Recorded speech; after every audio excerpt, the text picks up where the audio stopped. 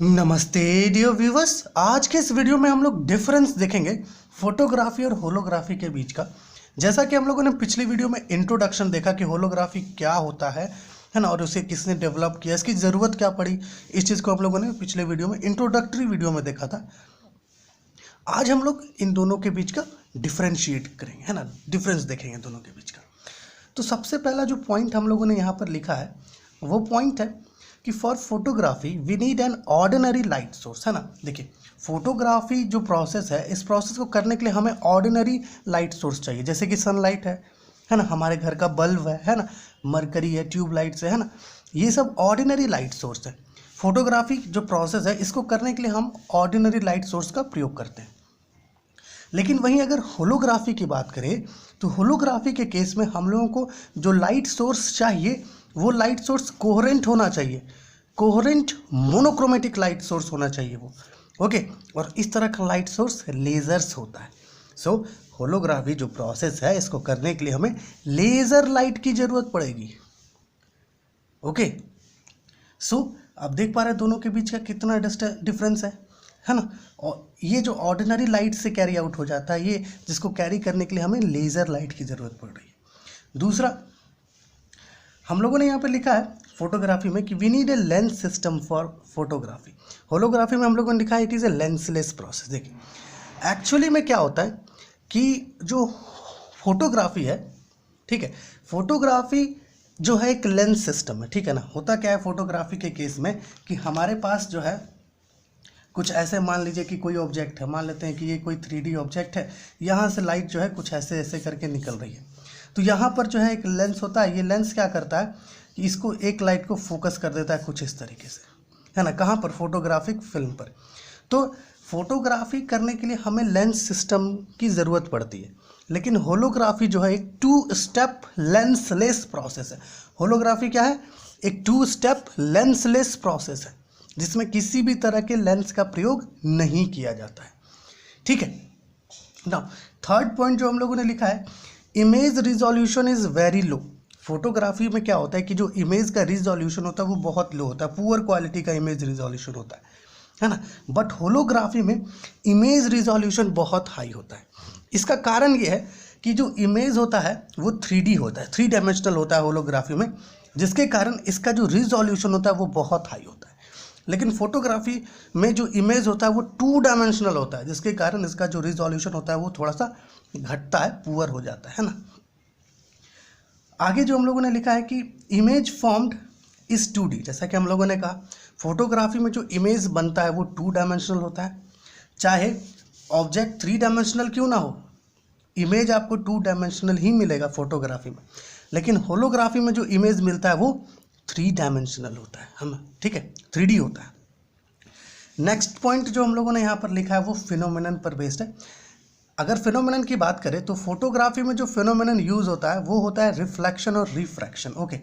लेकिन होलोग्राफी में जो फिनोमेनन यूज़ होता है वो होता है इंटरफेरेंस और डिफ्रैक्शन, ठीक है। जैसे कि लेंस है, लेंस सिस्टम को फोकस करना पड़ता है लाइट, है ना, जो ऑब्जेक्ट से जो लाइट आ रही है उस लाइट को उसको फोकस करना पड़ता है, कहाँ पर, फोटोग्राफिक प्लेट पर, है ना। तो यहाँ पर क्या हो रहा है, या रिफ्लेक्शन या रिफ्रैक्शन का यूज़ होता है फोटोग्राफी में। लेकिन होलोग्राफी के केस में क्या होता है कि जो फिनोमेनन यूज़ होता है वो इंटरफेरेंस या फिर डिफ्रैक्शन होता है। क्योंकि सबसे पहले होलोग्राम जो हम लोग क्रिएट करते हैं वो इंटरफेरेंस के हेल्प से क्रिएट करते हैं। फिर जब लाइट को, लेज़र लाइट को जब पास करवाते हैं उस होलोग्राम से, तो वहाँ से लाइट डिफ्रैक्ट होकर के हमें इमेज देती है, वहाँ से इमेज रिकंस्ट्रक्ट होता है। तो इंटरफेरेंस और डिफ्रैक्शन दोनों का प्रयोग किया जाता है होलोग्राफी में। चलिए नेक्स्ट पॉइंट जो है हम लोगों ने यहाँ पर लिखा है, देखिए पॉइंट नंबर यहाँ पर है 6, ओके। पॉइंट नंबर 6 में हम लोगों ने लिखा है image based on the intensity of the wave. देखिए एक्चुअली में फोटोग्राफी के केस में क्या होता है कि जो इमेज होता है ना, वो सिर्फ और सिर्फ जो ऑब्जेक्ट से लाइट आ रही है, जैसे कि ये मान लीजिए यहाँ से जो लाइट आ रही है, ये जो लाइट आ रही है सिर्फ इसका कितना इंटेंसिटी है, क्या एम्पलीट्यूड है इस लाइट का, इसी का इंफॉर्मेशन का रिकॉर्ड ये इमेज रखता है। जो भी इमेज हमें फोटोग्राफी में मिलता है, किस तरह का लाइट का इंटेंसिटी आ रहा है। लेकिन होलोग्राफी के केस में क्या होता है, जो भी इमेज हमें मिलता है, ओके, वो इमेज इंटेंसिटी जो लाइट वेव का है, ऑब्जेक्ट से जो लाइट वेव आ रही है उसका क्या इंटेंसिटी है, क्या एम्पलीट्यूड है, उसके साथ साथ वो किस फेज में आ रहा है ना, किस फेज में वो ऑब्जेक्ट से आ रहा है, इसका भी इंफॉर्मेशन रिकॉर्ड वो रखती है होलोग्राफी के केस में। समझ में आ रहा है? फोटोग्राफी के केस में जो इमेज हमें मिलता है वो रिकॉर्ड होता है किसका, intensity of the light coming from the object. But holography में जो इमेज हमें मिलता है वो क्या होता है, record of the intensity and phase of the light wave coming from the object. Okay, next point आप देख सकते हैं जो हम लोगों ने लिखा है कि if a photograph is watched at different angle it looks same.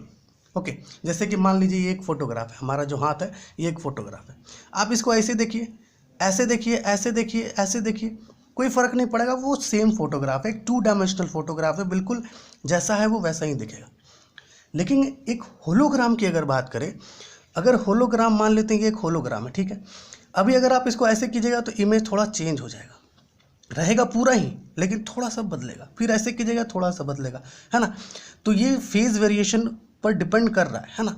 अगर एंगल आप चेंज कर रहे हैं तो आपको डिफरेंट डिफरेंट दिख रहा है, लेकिन ये फेज वेरिएशन पर डिपेंड नहीं करता है ना। अगर आप इसका एंगल बदलेंगे भी तब भी बिल्कुल सेम इमेज आपको देखने को मिलेगा। नेक्स्ट पॉइंट हम लोगों ने लिखा है, in photography photograph has less information capacity, in hologram hologram has high information capacity. देखिए एक्चुअली क्या होता है ना, फोटोग्राफी के केस में जो हमें रिजल्टेंट इमेज मिलता है दैट इज फोटोग्राफ, ठीक है, वो जो फोटोग्राफ है उसका जो इंफॉर्मेशन स्टोरेज कैपेसिटी है वो बहुत कम होता है। अगर हम लोग जो है उस पर 3-4 है ना कुछ सेवरल फोटोग्राफ्स एक साथ सुपर इम्पोज कर दे तो वो जो है सारे फोटोग्राफ्स का या फिर कहिए सारे जो लाइट इंटेंसिटी है सबका इंफॉर्मेशन वो कैरी नहीं कर पाएगी, सबका थोड़ा थोड़ा आधा आधा इंफॉर्मेशन होगा, है ना। लेकिन होलोग्राफी में जो होलोग्राम हमें मिलता है वो हाई इंफॉर्मेशन स्टोरेज कैपेसिटी वाला होता है, उसके पास जो है लगभग 300 पेजेस तक का स्टोरेज को, है ना, कैपेसिटी होता है, ठीक है। सो फोटोग्राफी में जो फोटोग्राफ होता है वो लेस इंफॉर्मेशन कैपेसिटी वाला होता है, होलोग्राफी में जो होलोग्राम होता है वो हाई इंफॉर्मेशन स्टोरेज कैपेसिटी वाला होता है। समझ में आ रहा है? इसका एक और बेस्ट डिफरेंस होता है फोटोग्राफी और होलोग्राफी का। वो डिफरेंस क्या होता है? वो डिफरेंस होता है कि जैसे मान लीजिए ये एक फोटोग्राफ है, ठीक है, या फिर मान लीजिए कि ये एक फोटोग्राफ है, अगर हम लोग इस फोटोग्राफ को इस तरीके से फाड़ के पूरा डिस्ट्रॉय कर दे, कुछ अलग अलग अगर फाड़ के डिस्ट्रॉय कर दे, हम लोग ऐसे टुकड़ा कर दे, तो ये फोटोग्राफ क्या हो गया? डिस्ट्रॉय हो गया, खत्म हो गया ये फोटोग्राफ, है ना। अगर इसका एक भी टुकड़ा, एक इंडिविजुअल भी आपके पास है तो इससे आप ओरिजिनल फोटोग्राफ जो है उसको ऑब्टेन नहीं कर सकते हैं। लेकिन होलोग्राफ को अगर मान लीजिए आप जो है फाड़ दिए और उसका एक भी हिस्सा अगर आपके पास बचा हुआ है, ठीक है, तो उस हिस्से से क्या कर सकते हैं आप? जो भी इमेज था उसको ऑब्टेन कर सकते हैं, है ना, उसको रिकंस्ट्रक्ट कर सकते हैं। होलोग्राम का ये सबसे बड़ा खूबी है। ओके, अगर उसका एक भी हिस्सा रह जा रहा है तो एक भी हिस्सा से हम लोग जो है जो ऑब्जेक्ट का इमेज था उसको दोबारा से रिकंस्ट्रक्ट कर सकते हैं। तो आशा है ये जो डिफरेंस था ये आपको समझ में आया होगा होलोग्राफी और फोटोग्राफी के बीच का। ओके, तो आप स्क्रीनशॉट ले लीजिए इसका ताकि आप अच्छे से नोटबुक में लिख सकें अपना, फिर आप इसका स्क्रीनशॉट भी ले लीजिए ताकि आप अच्छे से लिख सकें। ओके, तो चलिए आपसे नेक्स्ट वीडियो में मिलते हैं, और अगर आपको ये वीडियो हेल्पफुल हुआ हो तो प्लीज़ शेयर कीजिए अपने दोस्तों के साथ, और इसके पहले जो हम लोगों ने इंट्रोडक्टरी वीडियो बनाया था होलोग्राफी पर, उस वीडियो को भी ज़रूर देखिए, वो भी आपके लिए 100% हेल्पफुल होगा। ओके, तो चलिए आपसे नेक्स्ट वीडियो में मिलते हैं जहाँ पर हम लोग देखेंगे कि होलोग्राम कैसे बनता है और फिर होलोग्राम के हेल्प से इमेज कैसे ऑब्टेन किया जाता है।